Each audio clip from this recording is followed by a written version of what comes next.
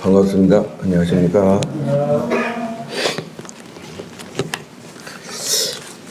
밖에 비가 좀 내리고 있죠. 어떤 분이 옛날에 이런 말씀을 하시더라고요. 어떻게 보면 가랑비고 어떻게 보면 이슬비인데, 가랑비는 가라고 가랑비고 이슬비는 이슬아 해서 이슬비라고. 보니까 지금 이슬비가 내린 것 같습니다. 이 시간에 말씀을 한번 찾아보겠습니다. 누가복음 22장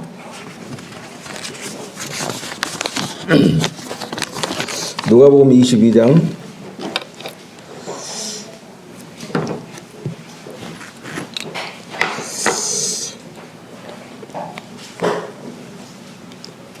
31절 말씀부터 34절에 있는 말씀까지 우리 같은 목소리로 함께 합독하겠습니다. 함께 읽겠습니다. 시작. 시몬아 시몬아 보라, 사탄이 너희를 밀가부르듯 하려고 요구하였으나 그러나 내가 너희를 위하여 내 믿음이 떨어지지 않기를 기도하였노니 너는 돌이킨 후에 내 형제를 돕게 하라. 그가 말하되 주여 내가 주와 함께 오게도 죽는데도 가기를 각오하였나이다. 이르시되 베드로야 내가 네게 말하노니 오늘 닭 울기 전에 내가 3번 나를 모른다고 부인하리라 하시니라. 감사합니다. 오늘 본문의 말씀이고요. 이 말씀의 이 내용은 참 많이 잘 알려져 있는 그런 말씀이고, 그리고 이 말씀은 사복음서에 다 기록된 말씀입니다. 마태복음 26장, 그리고 누가복음 22장, 마가복음 14장, 또 요한복음 18장, 이런 사복음서에 기록되어 있다고 하는 것은 좀 대단히 어떤 중요한 그런 내용의 말씀이라고 이렇게 생각이 들어집니다. 이 본문에 있는 이 말씀을 잠깐 이렇게 요약해서 설명을 드리면, 예수님이 공생의 기간 3년 6개월을 이제 이렇게 마치는 그런 시점이고, 그리고 이제 사랑하는 제자들과 함께 마지막 최후의 만찬을 지금 이제 이렇게 마치는 이제 그런 시점에서, 그리고 마지막으로 우리 주님께서 겟세마네 이제 동산에 이제 올라가시기 바로 참 직전에 이제 하신 말씀이 이 본문에 있는 말씀입니다. 근데 이제 이 말씀을 통해서 제가 오늘 이 말씀에 이제 제목을 이제 붙여봤습니다. 예수님을 부인한 베드로, 잘 아시죠? 이 시간에 베드로가 주님을 부인을 했는데 마지막에는 맹세하여 저주하면서까지 이렇게 부인했다. 3번째 부인할 때는 그렇게까지 참 성경에 기록되고 있습니다. 근데 베드로가 주님을 부인하게 된 어떤 분명한 어떤 이유가 있습니다. 원인 없는 그런 문제가 없죠. 다 원인이 있기 때문에 문제가 이렇게 발생하고 다 이유가 있는 거죠. 그런 것처럼 이 베드로가 주님을 참 절대로 나는 주님을 부인하지 않겠습니다. 다른 사람은 다 주님을 떠난다 할지라도 저는 떠나지 않겠습니다. 이렇게까지 이제 호언장담을 했지만, 그러나 결정적으로 상황이 이렇게 참 닥치고 하다 보니까 참 자기 의사와 상관없이 참 이렇게 주님을 부인하게 되는 이런 내용을 볼 수가 있습니다. 31절과 32절을 먼저 제가 한번 읽어보겠습니다. 이 31절 이렇게 보게 되면 주님이 시몬아 시몬아 보라, 사탄이 너희를 밀가부르 하려고 요구하였으나 그랬는데, 보면은 여기는 이제 시몬을 불렀는데 너희라고 이렇게 하는 것은 복수형입니다. 시몬 베드로에게만 이렇게 대상으로 말하는 것이 아니고, 여러 이렇게 시몬을 불렀지만은 12 이렇게 제자들이 다 이렇게 해당된 그런 내용이죠. 너희를 밀가부로 하려고 요구하였으나 32절에 보면은 그러나 내가 너를 위하여 내 믿음이 떨어지지 않기를 기도하였다 그랬는데 여기서 이제 내 믿음이라고 하는 건 단수죠. 그래서 모든 제자들을 위해서 지금 이 사탄 마귀는요 계속적으로 이렇게 밀가부로 하려고 참 계속 우리를 갖다가 참 흔들고 여기 보면 이제 이 밀가분다고 하는 것은 채를 친다 이제 그런 의미가 있어요. 이제 채를 치고 채를 흔든다. 그 시골에서 이제 농사 이렇게 지신 분들은 이 채가 뭔지를 알 겁니다. 그죠? 곡식을 떨고 나서 마지막에 찌꺼기와 이제 알곡을 가리기 위해서 채에다 넣고 이렇게 막 치다 보면은 이제 이렇게 쭉정이는 날아가고 이제 곡식만 이렇게 남습니다. 그런 것처럼 이제 사탄 마귀가 시시탐탐이 계속 끊임없이 집요하게 계속 예수 믿는 사람들 또 주님의 제자들에게 가까이 접근해가지고 계속 채를 치고 그 마음을 흔들고 그렇게 한다고 하는 것입니다. 그렇게 가지고 틈만 보이면 그 틈을 타가지고 들어가서 이 간격을 벌려놓고 결국은 이제 주님을 떠나게 하는 이 마귀가 참 하는 일이 대표적으로 크게 두 가지가 뭐냐면은 하나는 복음을 못 듣게 해가지고 구원을 못 받게 하는 거죠. 그죠? 결과적으로는 하나님의 모든 참 소원은 모든 인류가 다 복음을 듣고 구원받는 게 하나님의 간절한 소망인데 이 사탄 마귀는 모든 사람이 다 구원받지 못하고 다 멸망당하기를 이렇게 원하는 것이 이 사탄입니다. 그리고 이제 두 번째 사탄 마귀가 하는 일이 뭐냐면은 구원을 받은 사람이 있잖아요. 절대로 교회 생활을 못하게 하고 말씀을 못 보게 하고 기도를 못하게 하고 성도들의 이제 어떤 교제를 갖다가 단절시키고 그런 가운데서 신앙생활을 못하게 하는 일을 사탄 마귀가 이렇게 하지요. 그래서 이제 사단은 계속적으로 이렇게 흔드는 이제 이런 걸 볼 수가 있습니다. 그래서 주님이 여기서 이제 시몬을 부를 때 한 번만 부른 게 아니고 시몬아 시몬아 이게 두 번을 불렀다는 것은 굉장한 어떤 깊은 의미가 있다고 생각합니다. 그 뭔가 이렇게 주님이 이게 시몬 베드로에게 중요한 말씀을 하시기 전에 또 하시기 위해서 이 시몬 베드로를 이렇게 두 번을 반복해서 부르는 걸 볼 수가 있습니다. 우리가 성경에 보면 그 창세기 22장에 보면 이제 하나님이 아브라함을 부를 때 한 번만 부르는 게 아니고 다급한 상황에서는 아브라함아 아브라함아 이렇게 불렀잖아요. 그죠? 왜냐하면 자칫 잘못하면은 이삭이 목이 달아나기 때문에 그를 살리기 위해서 급하게 부른 걸 볼 수 있습니다. 또 그 출애굽기 3장에 보면 하나님이 모세를 부를 때도 모세야 모세야 이렇게 두 번을 부르고 또 사도행전 9장에 보면 하나님이 사울을 부를 때도 사울아 사울아 이렇게 불렀죠. 왜 네가 나를 핍박하느냐 그래. 주여 누이시니까 그랬을 때 나는 네가 핍박하는 예수다. 그 주님께서는 중요한 어떤 메시지를 전달하기 전에 이렇게 두 번을 강조해서 불렀던 걸 볼 수가 있습니다. 저는 여기서 이 시몬 베드로가 주님을 부인하게 되는 그 이유에 대해서 좀 간단하게 좀 말씀을 드리고 싶습니다. 그 첫 번째로는 왜 그 시몬 베드로가 정말 주님을 부인할 수밖에 없었는가 그런 이유를 좀 이렇게 제가 말씀을 통해서 살펴보았습니다. 이제 여기에 이제 보게 되면은 그 첫 번째가 바로 뭐냐라고 할 때 주님을 부인하게 된 첫 번째 이유는 이잖아요. 시몬 베드로는 자신을 너무 믿었기 때문에 결과적으로는 주님을 부인하게 되었다. 신앙이라고 하는 것은 뭐냐면은 나를 믿는 게 아닙니다. 그렇죠? 하나님의 능력을 믿는 게 바로 신앙 아니겠어요? 그죠?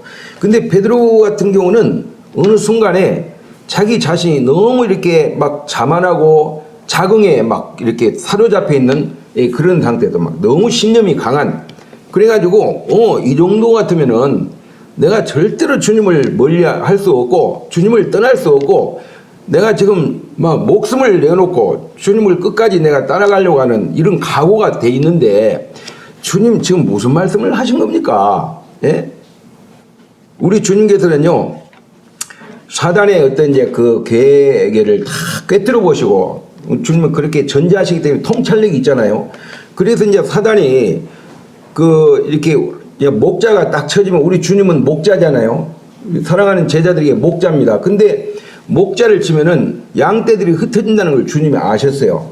그래서 이제 사단이 그렇게 아주 무섭게 아주 걷잡을 수 없이 역사할 것을 알기 때문에 주님이 그 시몬 베드로를 향해 가지고 정말 사단이 너희를 밀가부로 하려고 너희를 청구하였지만은, 그러나 내가 내 믿음이 떨어지지 않기를 위해서 기도했다. 그러면서 너는 돌이킨 후에 내 형제를 굳게 하라. 이렇게 했을 때 주님이 그렇게 경고하시고 그렇게 충고했을 때는 뭔가 그때 이제 자신을 돌아봐야 되죠. 그죠? 아, 주님 그렇습니까?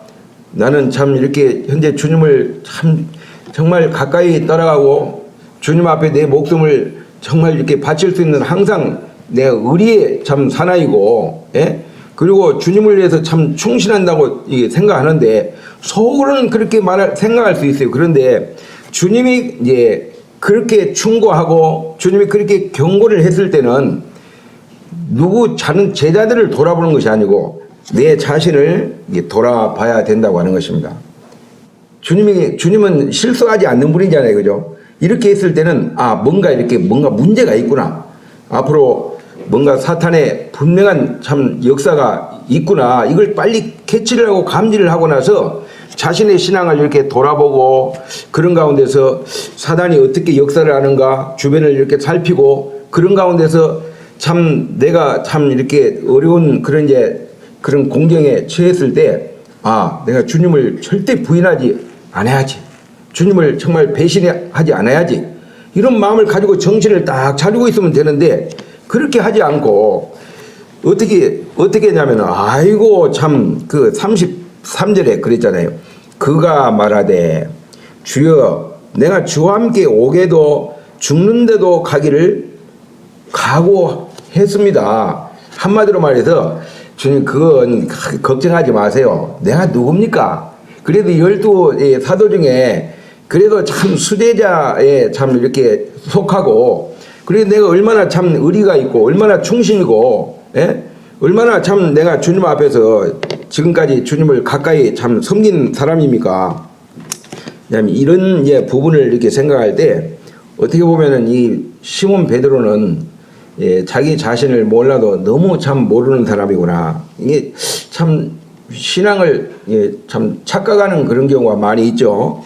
그래서 이제 다른 그 말씀을 찾지 않겠습니다만은 똑같은 내용인데 다른 복음서에 마가복음 14장에 31절 보면은 베드로가 힘있게 말하되 내가 주와 함께 죽을전정 주를 부인하지 않겠습니다. 힘있게 말했다는 건 뭡니까? 아주 주님을 주님 걱정 붙들어 매세요. 예? 뭐 그런 염려까지 하십니까? 예? 절대로 내가 주님과 함께 내가 죽을 각오가 돼 있는데 절대로 주님을 부인하지 않습니다. 예? 걱정하지 마세요. 예? 이게 힘있게 말한다는 거 그런 거 아니겠어요, 그죠? 그러니까 주님이 참 이 시몬 베드로를 볼 때 너무 가들었고 참 네 꼬라지를 몰라도 너무 모르는구나. 이렇게 충고하고 경고를 했을 때는 얼른 자기 자신을 돌아봐야죠. 근데 그렇게 하지 않고 자신을 너무 모르는 거예요. 예? 자신의 영적 상태를 너무 모르는 거예요. 그리고 이제 똑같은 내용인데 마태복음 26장 33절에서는 이런 말씀이에요. 베드로가 대답하여 이르되 모두 주님을 버릴지라도 나는 결코 버리지 않겠나이다. 그러니까 다른 제자들을 하고 자기 자신하고 어떤 신앙의 어떤 상태 정도를 이렇게 비교해 봤을 때 그래도 자기가 제일 낫다라고 이렇게 착각을 하고 있었던 거예요. 그러니까 다른 제자들을 보니까 다 나만 못하는데 정말 다른 제자들은 보니까 딱 어려운 그런 위기가 찾아오면 다 주님을 멀리하고 도망갈 사람같이 보입니다. 속으로 지금 그 말이거든요. 나는 걱정하지 마세요. 절대로 그럴 일 없을 겁니다. 이렇게 막 장담을 했죠. 여러분 그 고린도전서 10장 12절에 그런 말씀이 있습니다. 누구든지 선줄로 생각하는 자는 뭐라고 그랬어요? 넘어질까 조심하라. 그래. 사도 바울이 그렇게 말하고 있죠. 항상 내가 이렇게 지금 나는 섰다라고 이렇게 생각할 때 그때 조심하라고 하는 것입니다. 왜냐하면 사단이 가만히 놓지는 않거든요.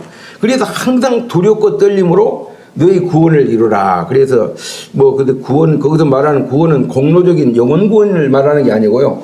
어떤 성화적인 구원, 생활 구원을 말하고 있는 거죠. 빌립보에서 말하는 것은. 그게 어떻든 간에 이 베드로를 우리가 생각할 때 이런 주님의 어떤 충고를 받았을 때 자기 자신을 이렇게 돌아보는, 정말 또 이렇게 자신을 성찰하는 그런 참 이렇게 필요가 있고요. 그런 책임이 있다고 하는 것을 여기서 우리가 다시 한번 교훈을 받게 됩니다. 이 베드로의 어떤 인생을 보면은 참 장점이 많습니다. 굉장히 어떻게 보면은 막 충직함, 의리, 그리고 정말 이렇게 열정 막 그런 게 있죠. 그런 반면에 베드로의 참 단점도 많이 있습니다. 막衝動적으로 막 나서다 보면 실수를 많이 하고 이 신중성이 많이 떨어지죠. 예, 성도들도 이제 저 자신부터가 조심해야 될 거, 금물이 바로 뭐냐라고 할 때 자만심, 뭐 자긍심 이런 거 있잖아요. 이런 것들을 참 조심해야 되고 어떤 신념이나 비교의식 이런 것도 참 조심해야 된다고 하는 거예요. 다른 사람하고 이제 이렇게 비교를 하게 되면은 내가 더 낫다라고 생각하거든요. 그건 바로 이 마음의 교만이죠. 그래서 나중에 보면은 제자들도 이렇게 주님을 멀리하고 막 주님이 이제 이렇게 안나스 제사장 대제사장의 집에 가가지고 뜰에서 막 신문을 받고 이렇게 할 때 다른 제자들도 멀리하고 주님을 떠난 건 맞아요. 그렇지만은 베드로같이 이렇게 막 맹세하면서 저주하면서까지 부인은 하지 않았잖아요. 그죠? 근데 그런 걸 보면은 베드로 신앙이 제일 못해요. 왜냐하면 그 부인을 통해서 나타났잖아요. 그죠?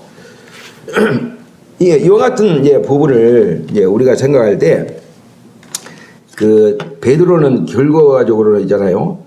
그 자신과 참 이렇게 그 예수님을 이렇게 배신하게 되는 그런 결과를 이렇게 볼 수가 있습니다.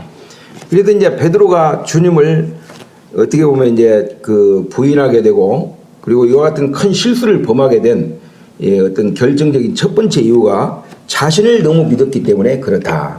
그 다음에 이제 두 번째가 이제 바로 뭐냐라고 할 때 두 번째는 주님의 어떤 이제 충고, 주님의 경고를 무시했다고 하는 것입니다. 주님이 이제 경고를 하실 때 성경에 보면요, 경고적인 그런 내용이 많이 있습니다. 이단을 조심할 거, 그리고 이제 사탄의 어떤 이제 그런 위험이 왔을 때 항상 정신을 차리고 이렇게 해야 되는데, 이 주님이 그렇게 경고를 하셨거든요. 주님이 심각하게 경고를 하실 때는 그만한 이유가 있고 그런 필요가 있어요. 그럴 때는 이제 정신을 이렇게 차려야 되죠. 그런데 그렇게 하지 않았다고 하는 것입니다. 근데 이제 주님이 어떤 이제 경고를 하시냐면은 베드로가 그렇게 이제 주님 앞에 주님 걱정하지 마세요. 막 힘있게 막 이렇게 했잖아요. 모두 주님을 버릴지라도 나는 주님을 버리지 않겠습니다. 막 이렇게 호언장담을 하고 너무 막 이렇게 당당하죠. 어떻게 보면 너무 막 의기양양하고 너무 뻔뻔하고 그런 데 있잖아요. 이 베드로가 이럴 때 있잖아요. 참 자기 자신을 돌아보지 않는 그런 가운데 있고 너무 막 이렇게 막 목에다가 막 힘을 줘가지고 걱정하지 마세요. 나 주님을 절대 안 버립니다. 그랬을 때 주님이 뭐라고 그랬습니까? 그 전곡을 탁 찌르는 거죠. 34절에 보니까 있잖아요. 34절에 보면 이제 그런 말씀이 있습니다. 우리 34절 같이 한번 읽어볼까요? 시작. 이르시되 베드로야 내가 네게 말하노니 오늘 닭 울기 전에 네가 3번 나를 모른다고 부인하리라. 모른다고 부인하리라. 여기 보니까 주님이 경고를 했죠. 그죠? 주님이 아주 심각한 충고를 하셨죠. 그래 베드로야 내가 네게 지금 말을 하는데 오늘 밤에 닭이 울기 전에 네가 3번 나를 모른다고 부인할 것이다. 이제 이렇게 주님이 경고를 했으면은 뭔가 이렇게 좀 정신을 차려야 됩니까? 안 차려야 됩니까? 차려야죠. 예. 막 교만했다가도 움츠려 해야 됩니다. 예. 당당했다가도 뭔가 이렇게 고개를 수그리고 자기 자신을 이렇게 돌아봐야 되는데 그렇게 하지를 안 했다고 하는 것입니다.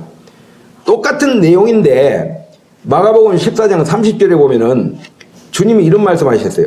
내가 진실로 네게 이르는데, 이건 거짓말이 아니죠. 진실로 네게 이르는데 오늘 이 밤 닭이 2번 울기 전에 네가 3번 나를 부인하리라 그랬어요. 그러니까 주님은 정확하게 말씀하셨어요. 닭이 2번 울기 전에 네가 3번 나를 부인하리라. 그래 안나스 대제사장 그 뜰에서 있잖아요. 요한복음 18장에 보면은 그 안나스 이렇게 대제사장하고 그 이제 요한 있잖아요. 요한 사도 요한. 예, 사도 요한의 이제 아버지하고 좀 이렇게 어떤 이제 좀 아마 좀 친분이 있었던 것 같아요. 그래가지고 사도 요한은 안나스 대제사장 집에 그 안에까지 들어가 있었어요. 주님은 그때 막 거기서 신문을 받을 때 들어가 있었거든요. 근데 베드로 같은 경우는 그 뜰 밖에서 있잖아요. 모닥불을 날이 좀 추가지고 이제 밤에 이제 모닥불을 피우고 있었는데 거기서 이제 모닥불을 다 불을 쬐고 있었어요.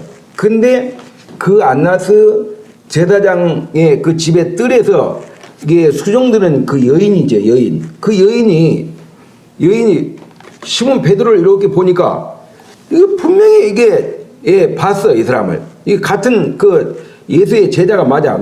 너도 같은 당 아니냐 이렇게 했을 때 아이고 지금 무슨 말을 합니까? 아이고 나는 그분 모릅니다. 이게 벌써 이제 부인을 했잖아요, 그죠?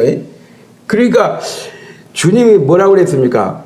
사단이 너희를 밀가부로 하려고 너희를 청구했지만은 그러나 내가 네 믿음이 떨어지지 않기를 기도했다. 그래서 너는 돌이킨 후에 네 형제를 굳게 하라. 그랬으면 그 말씀을 마음에 딱 두고 정신을 차려야 되는데 그 주님의 말씀을 귀담아 듣지 않고 마음에 두지 않고 그냥 가만히 있다가 보니까요. 상황이 닥치고 환경이 닥치니까 자기 자신도 모르게 주님을 부인해버리고 주님을 참 배신하는 걸 볼 수가 있습니다. 굉장히 참 무서운 일이죠. 근데 이 말씀을 이렇게 볼 때 그 참 이 성도 같은 경우에 어떤 참 상황에 있든 또 어떤 누가 나를 경고를 하든 충고를 하든 간에 그 하나님의 경고, 하나님의 충고를 받고 그 충고를 참 이렇게 정말 들을 수 있는 그런 자세가 필요하다. 예. 때때로는 모임에 이렇게 앞선 분이 또 이렇게 참 어린 성도에게 또 참 권면할 수도 있고 또 충고할 수도 있습니다. 그런데 가정에서는 또 자녀가 또 부모한테 있잖아요. 부모가 똑바로 행하지 않을 때 자식이 또 이렇게 부모를 잘못을 갖다가 또 이렇게 지적할 수도 있고 또 충고할 수도 있습니다. 아이가 어른을 충고하는 경우도 있죠. 바로 행하지 않을 때 그때 또 아내가 남편이 아내를 그렇게 할 수 있습니다. 그때요 자녀로 이렇게 생각하지 않고 하나님이 참 정말 돌들을 통해서도 말씀하시는데 이 아이를 통해서 자녀를 통해서도 내가 잘못된 부분을 참 일깨워 주기를 원하고 바로 잡아주시기를 원하는구나. 그랬을 때 정신을 차리고 자기 자신을 돌아봐야 되는데 그렇게 하지 않는다고 하는 것입니다. 그래서 이런 부분을 우리가 생각할 때 닭이 울었어요. 예? 닭이 참 새벽 닭이 꼬끼요 하고 이제 닭이 이제 울었어요. 그때 있잖아요. 베드로가 어떻게 해야 되겠습니까? 그때 정신을 차렸으면은 2번은 부인 않잖아요, 그죠? 그렇죠?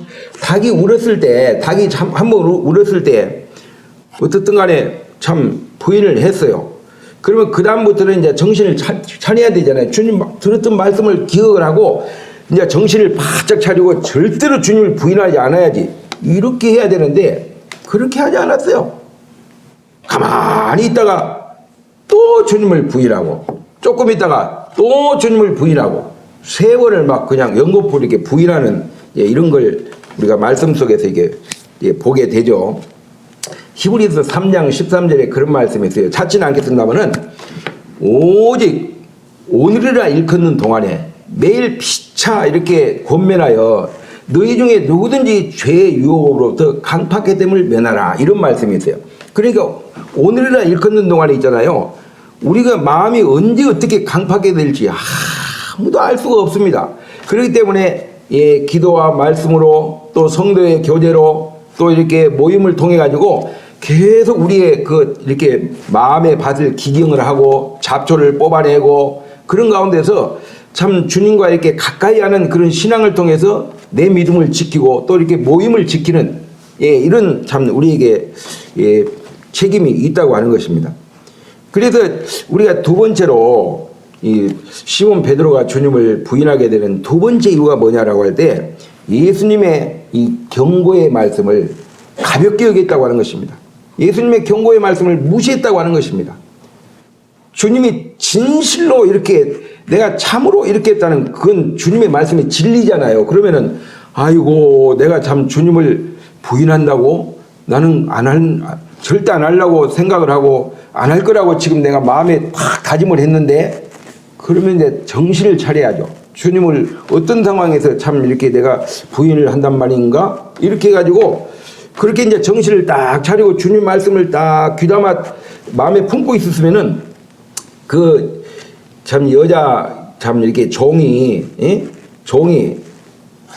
여종이 와가지고 너도 같은 당이지? 이렇게 했을 때 예, 맞습니다. 맞고요. 예, 이렇게 해야 되잖아요. 그죠? 그런데 아이고 나는 저분 모른다. 절대 모른다. 이게 이제 부인을 이렇게 하게 되는 걸 볼 때 이 거짓말도 있잖아요. 한 번 하다 보면은 두 번 하는 건 쉽습니다. 한 번 딱 하고 나면은 또 두 번 하다 보면 세 번 하기는 더 쉽고, 그래도 이제 이 거짓말쟁이가 처음부터 거짓말쟁이가 아니고 이게 한 번 이렇게 하다 보면은 그 다음에 또 하고 나중에 이제 이게 반복이 되고 그러다 보면 습관이 이렇게 되죠. 그래서 이제 이 습관이라는 것은 제2의 천성이다, 이런 말이 있어요. 참 습관은 무서워요. 좋은 습관은 좋은데 이 나쁜 습관은 있잖아요. 결과적으로는 우리 영혼을 망치고 인생을 망치는 그런 결과를 이렇게 보게 됩니다. 예수님의 이 경고의 이 말에 참 두려운 마음으로 이 자신을 참 이렇게 돌아보는 그런 지혜가 참 필요하다고 하는 것입니다. 세 번째로는요, 시몬 베드로가 이 주님을 마지막에 참 저주하면서까지 부인을 했는데 왜 그렇게 부인했느냐라고 할 때 깨어서 기도하지 않았기 때문에 그렇다고 하는 것입니다. 여러분 누가복음 22장 40절을 한번 보겠습니다. 누가복음 22장 찾았기 때문에 40절 한번 같이 읽어볼까요? 시작. 그곳에 이르러 그들에게 이르시되 유혹에 빠지지 않게 기도하라 하시고 그랬잖아요. 여기서 이제 볼 때 이 주님이 이렇게 뭔가 경고를 하시고 사단이 이렇게 참 무섭게 역사할 것을 주님이 암시를 했으면은 요때 지금 정신을 차려야 되겠구나. 주님께서 마지막에 이제 겟세마네 동산에 이제 마지막으로 가신 거예요. 이제 주님이 이제 잡히시고 내려오면은 더 이상 주님은 이제 겟세마네 동산에 올라갈 수가 없습니다. 그래서 주님께서 말씀하시기를 너희가 정말 시험에 들지 않게 끼어서 기도하라. 주님은 계속 기도하고 있는데 이 제자들은 잠을 자고 있었어요. 베드로와 야고보와 요한 이 제자들은 잠을 자고 있었어요. 예, 영적으로 참 이렇게 잠들어 있는 그런 이런 부분을 생각할 때 마태복음 26장 41절에도 똑같은 내용인데 시험에 들지 않게 깨어 기도하라 이렇게 말하고 있고요. 정말 항상 기도하며 깨어 있으라. 누가복음 21장 36절에서도 그렇게 말하고 있고 항상 이게 깨어 있으라, 기도하라, 깨어 있으라 이런 말씀들이 많이 있습니다. 고린도전서 15장에도 그런 말씀이 있죠. 34절에 보면은 깨어 의를 행하고 죄를 짓지 말라. 또 16장 13절에 보면 깨어 믿음에 굳게 서서 남자답게 강건하여라 이런 말씀도 있고 골로새서 4장 2절에 보면은 기도에 항상 힘쓰고 기도에 감사함으로 깨어 있으라 이런 말씀이 있고 데살로니가서 5장 17절을 보면은 항상 뭐라고 그랬어요? 쉬지 말고 기도하라. 항상 기뻐하라. 쉬지 말고 기도하라. 범사에 감사하라 그랬는데 쉬지 말고 계속 기도한다는 건 뭐예요? 계속적으로 자기 자신의 부족을 연약을 느끼고 그런 가운데서 주님의 능력을 우리가 참 구하는 이런 자세가 이게 필요하다고 하는 것입니다. 그래서 이 깨어서 기도하지 않았기 때문에 결과적으로는 사단이 그를 가만히 나눌 수가 없죠. 사단의 밥이 되는 것입니다. 사단의 도구가 되고 그래서 엄청난 참 이렇게 베드로의 인생 가운데 엄청나게 큰 오점을 남기는 그래도 이거 어떻게 보면 참 씻을 수 없는 죄입니다. 왜냐하면은 그 성자 하나님을 갖다가 저주를 하긴 하는데 맹세하면서까지 막 이렇게 저주를 했잖아요. 그죠? 내가 맹세를 하는데 한마디로 내가 저 인간 잘 모릅니다. 무슨 말을 하고 있습니까? 지금 만난 적이 없어요. 막 이렇게까지 하면서 이제 주님을 부인했다고 하는 것입니다. 얼마나 참 무서운 죄입니까? 이 시몬 베드로가 주님 앞에 주님을 부인하게 되는 이제 네 번째 어떤 이유가 있다면요. 54절을 한번 읽어보겠습니다. 54절. 누가복음 22장 54절. 우리 같이 한번 읽어볼까요? 54절 시작. 예수를 잡아 끌고 대제사장의 집으로 들어갈새 베드로가 멀찍이 따라가니라 그랬어요. 자, 여기 보니까 예수를 잡아 끌고 대제사장 안나스 집으로 이제 이렇게 주님이 끌려갈 때 다른 제자들도 이제 이렇게 따라갔겠죠. 그런데 베드로는 어떻게 했어요? 가까이 가지 않고 멀찍이 따라갔다고 하는 것입니다. 우리가 이게 그 신앙의 어떤 이제 부류를 이렇게 등급을 매긴다면은 몸도 가까이 가고 마음도 가까이 주님을 따라가는 성도가 있습니다. 그렇죠? 그리고 이제 두 번째는 몸은 가까이 갔는데 마음은 세상에 가 있는, 마음은 멀리 있는 또 사람이 있습니다. 그렇죠? 그 다음에 세 번째, 이 몸은 멀리 떨어져 있지만은 마음은 가까이 있는 또 성도가 있습니다. 어떻든 간에 참 불가피하게 직장에서 이렇게 근무를 한다든지 야간 근무를 한다든지 모임을 지금 참석할 수 없는 그런 가운데 있을 때 막 코로나 시대를 우리가 만나가지고 모임이 정상적으로 참 이렇게 이루어지지 않잖아요. 그럴 때 있잖아요. 내가 몸은 예배당에 갈 수 없지만 성도들과 함께 참 예배를 드릴 수가 없지만은 마음은 항상 이 성전에 와 있고 또 주님의 피값으로 사신 교회를 항상 염려하고 이런 분들이 많이 계시잖아요. 그죠? 구원받고 이게 성령을 모신 자가 그런 마음을 갖는 건 당연한 것입니다. 근데 몸은 내가 여기 못 왔다 할지라도 마음은 가까이 있는 분이 있어요. 근데 마음은 있잖아요. 몸은 와 있는데 마음은 또 멀리 가 있는 분이 있어요. 몸은 앉아 있어요. 근데 마음이 있잖아요. 세상에 가가지고 세상 것들이 좋으니까 마음을 그쪽에 가 있는 그런 경우도 있고요. 네 번째는 어떤 경우냐면은 몸도 멀리 가 있고 마음도 멀리 가 있는 게 있습니다. 주님을 멀리 떠난 사람이죠. 근데 이제 베드로 같은 경우에 보면은 이제 몸도 마음도 주님과의 자기와의 거리를 갖다가 적당한 거리를 두고, 왜냐하면 자칫 잘못하면 참 자기 목숨이 날아가니까 도망가기 적당한 거리를 두고 이제 주님을 따라가는 게 적당한 거리 경계를 딱 두고. 근데 요한복음 18장에 보면 사도 요한은요 안나스 그 제사장 주님이 신문 받는데 바로 앞에까지 가 있어요. 근데 베드로 같은 경우는 안 그래요. 이 뜰에서 지금 날이 추니까 이제 불을 거기서 모닥불을 쬐고 있는 그런 상황이에요. 이게 거리를 이렇게 간격을 뒀다고 하는 것입니다. 이 거리가 있잖아요. 간격이 한번 떨어지면 주님과 이렇게 끈끈한 관계 속에서 딱 이렇게 맺어져야 되는데 그렇게 하지 않다 보면요 조금씩 멀어지다 보면 나중에는 간격이 아주 멀어지죠. 이 성도들이 모임을 떠날 때요 처음부터 막 확 떠나버린 게 아닙니다.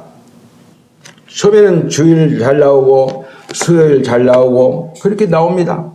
그러다가 이제 또 수요일 어쩌다 한 번씩 빠져먹고 또 가끔 한 번씩 빠져먹고 가뭄에 콩나듯 한 번씩 빠져먹고 이제 그렇게 하다가 보면은 나중에 이제 수요일 날 이제 못 나오게 되고 안 나오게 되죠.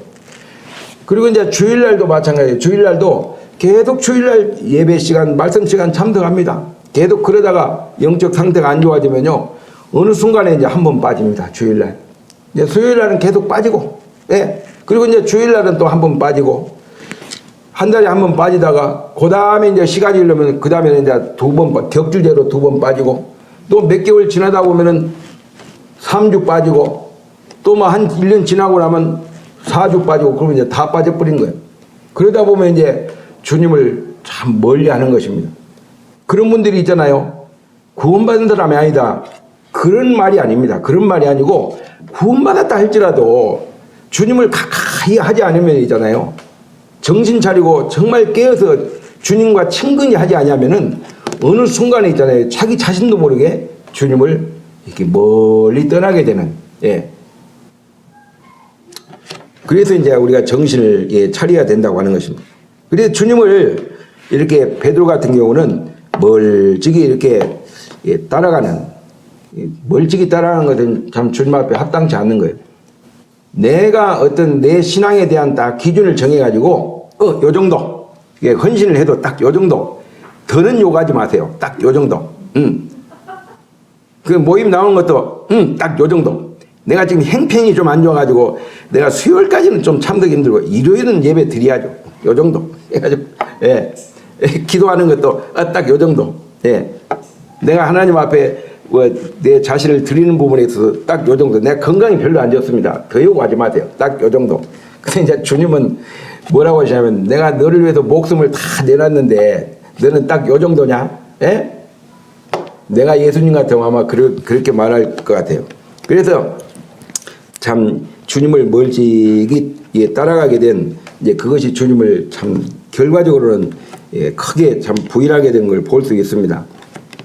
마지막으로, 예, 제가 성도님들에게 좀 말씀을 드리고 싶은 것이 뭐냐면은, 그 베드로가 주님을 이제 참 부인을 하고 3번을 이제 부인했는데, 베드로가 죽을 때까지 있잖아요. 평생 동안 정말 이렇게 마음속 깊이 이제 간직하고 있었던 것이 무엇일까를 이렇게 생각해 볼 때, 첫 번째는요, 주님이 십자가를 지시기 전에 베드로에게 마지막 경고하고 충고하셨잖아요. 예? 아이고, 다른 사람 다 버릴지라도 나는 주님 버리지 않겠습니다. 다른 사람 다 주님을 멀리한다 할지라도 나는 주님 멀리하지 않겠습니다. 그렇게 할 때 주님께서 뭐라고 그랬어요? 내가 진실로 내게 말하는데, 내가 오늘 밤 닭 2번 울기 전에 네가 3번 나를 부인하리라 하는 그 말을 항상 마음에 이렇게 품고 살았을 거예요. 그렇죠? 그 다음에 이제 2번째가 바로 뭐냐면은 예수님의 눈빛이에요. 한번 보겠습니다. 61절, 22장 61절 한번 볼까요? 61절, 62절을 같이 한번 읽어보겠습니다. 자, 시작. 주께서 돌이켜 베드로를 보시니 베드로가 주의 말씀 곧 오늘 닭 울기 전에 내가 3번 나를 부인하리라 하심이 생각나서 밖에 나가서 심히 통곡하니라. 그러니까 이제 마지막에 이제 3번을 부인할 때는 어떻게 부인했어요? 정말 저주하면서 맹세하면서 이제 부인을 했죠. 이게 막 주님을 갖다가 완전히 막 정면으로 이제 부인해 버린 거예요. 그리고 나서 주님께서 대제사장 안나스 이제 집 거기서 뜰에서 이제 주님이 이제 막 신문을 막 받고 있는 그런 가운데서 베드로가 이게 주님을 이렇게 보고 주님도 이렇게 베드로를 딱 봤는데 두 사람이 딱 눈이 마주쳤어요. 그죠? 눈이 딱 마주친 순간에 이 베드로가 너무너무 충격을 받은 거예요. 내가 지금 미쳐도 참 보통 미친 게 아니구나. 어떻게 내가 이렇게 우리 주님을 갖다가 이렇게 부인을 해도 3번까지 부인을 하고, 아니 조금 전만 해도 불과 몇 시간 전에 있잖아요. 아이고 다른 사람 다 버리고 다 멀리할지라도 주님 걱정하지 마세요. 그럴 일 절대 없습니다. 그렇게까지 호언장담 해놓고 지금 와가지고 주님을 부인하고 나서 이제 주님이 이제 베드로를 봤을 때 아마 주님의 눈빛이 그랬을 것 같아요. 탁 우는 어떤 인자한 눈빛 있잖아요. 참 이 사랑스러운 눈빛, 자비의 눈빛, 긍휼의 눈빛, 그런 눈빛으로, 미소의 눈빛으로 주님은 막 거기서 이렇게 신문을 받는 그런 가운데 있지만은 베드로를 이렇게 바라보면서, 아마 손을 이렇게 했는지는 모르겠지만 베드로를 이렇게 딱 바라볼 때 베드로의 눈과 예수님의 눈이 딱 마주치는 순간에 베드로의 마음이 무너진 거예요. 그래가지고 밖에 나가가지고 막 통곡, 막 대선 통곡을 하는 거예요. 예. 만약에 이런 통곡이 없었다면요, 베드로의 어떤 신앙은 회복이 힘들었을 거예요. 내가 참 이게 제정신이 아니구나. 예? 아주 내가 미쳐도 보통 미친 게 아니구나.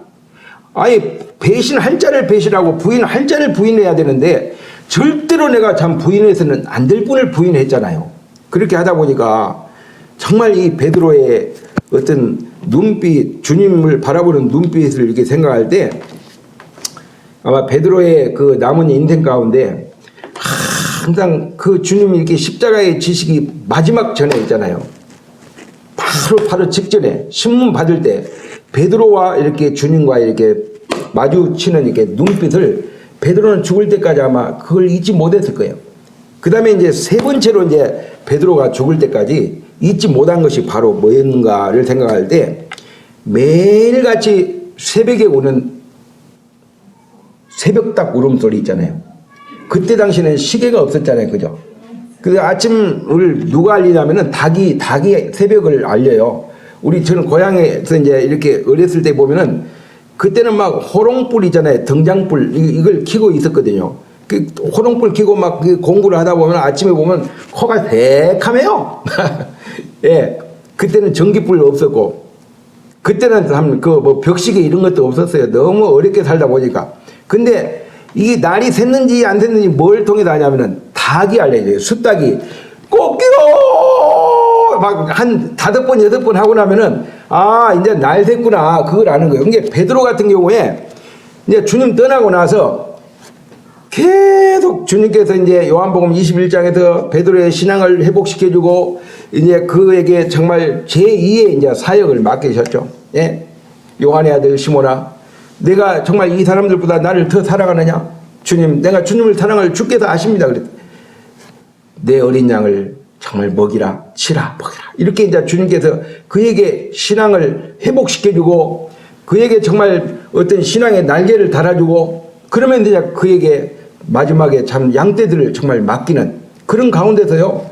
베드로의 막 성격이 막 너무너무 급하고 막 충동적이고 이런 성격이 얼마든지 주님을 떠날 수 있는 그런 성격입니다. 예, 자주 넘어지고 자빠지고 그런 성격입니다. 그런데 베드로가 마지막까지 믿음을 떠나지 않고 주님께서 이렇게 맡겨주신 그 정말 사역을 잘 감당할 수 있었던 그런 이유라고 할까요? 그런 원동력이 바로 뭐냐라고 할 때 주님을 떠나지 않았어요. 그리고 매일같이 정말 새벽같이 오는 그 새벽닭 소리를 들을 때 뭘 생각하겠어요? 아, 날이 샜구나 하면서 비몽사몽간에 뭘 생각하겠어요? 정말 주님이 그때 하신 말씀, 네가 닭 2번 울기 전에 네가 3번 나를 부인하라, 이게 생각을 안 하겠어요? 베드로가 죽을 때까지 그걸 생각. 제가 예전에 경기도 어떤 모임에 이제 초청이 있어서 갔어요. 갔는데 저녁에 이제 잠을 잤어요.